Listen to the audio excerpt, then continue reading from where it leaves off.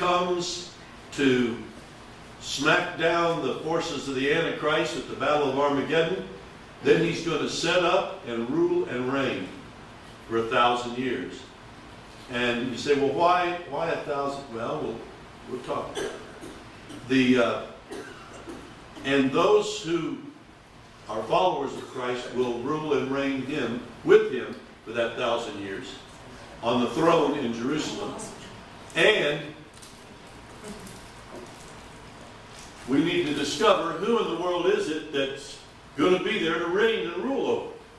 We'll talk about that in a little bit too. So, but I want you to look at the handout called the Millennial Promise. We're not going to delve in this class about other theories that people have. They're totally non-biblical.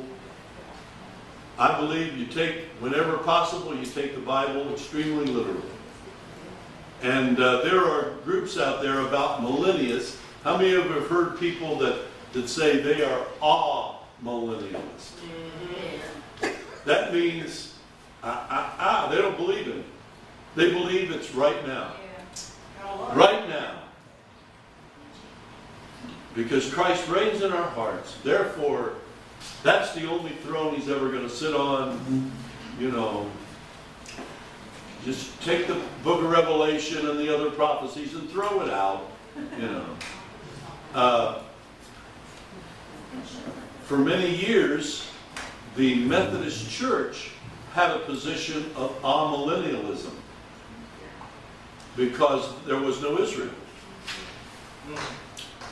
And so they saw this ruling from Jerusalem and everything as purely allegorical because there was no land of Israel.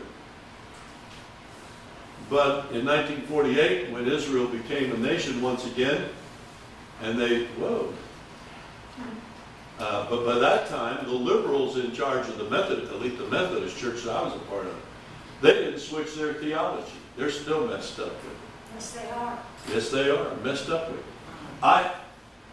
There is absolutely no biblical reason to suggest that you and I right now are living in the millennial reign of Christ.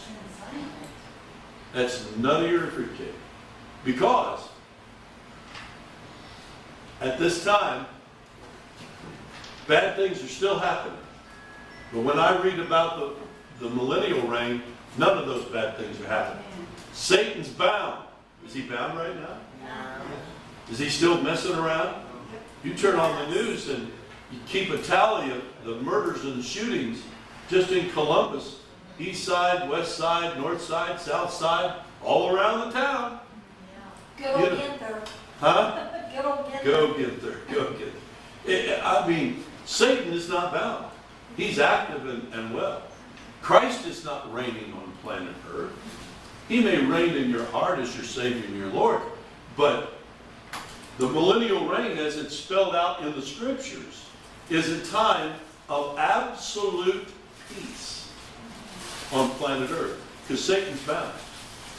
And Jesus is king on the throne of David. And if you want to explore other theories, the best book ever, it's by John Wahlberg that I've talked to you about before, The Millennial Kingdom.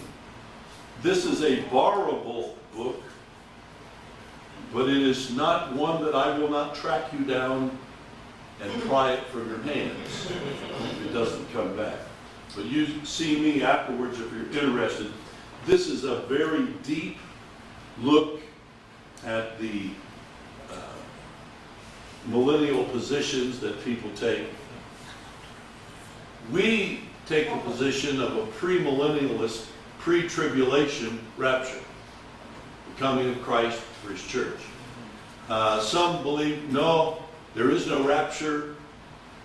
The only coming of Christ is the second coming in there when he comes to smack down the Antichrist. And so they are post-millennial.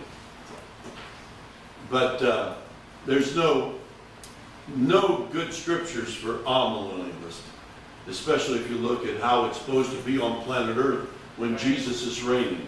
And it ain't that way. Sorry, it isn't that way. The millennial promises that were given